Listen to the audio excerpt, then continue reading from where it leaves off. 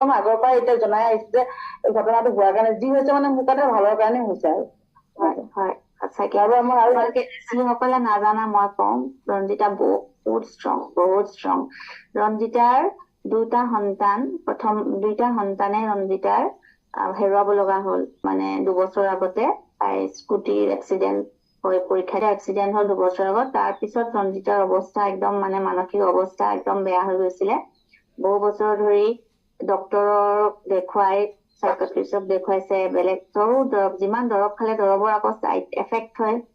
মানে বেলেগ ফিজিকেল অসুখ হ'ল সেইবোৰো দৰৱ খাই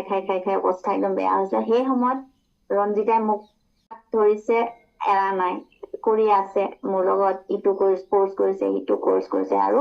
আজি ৰঞ্জিতাৰ মুখত হাঁহি সেই সময়ত ৰঞ্জিতাৰ মুখত হাঁহি নাছিল ৰঞ্জিতাৰ ৱেইট কিমানৰ পৰা কিমান হ'ল কোৱাচোন সেইটো সেই সময়ত 80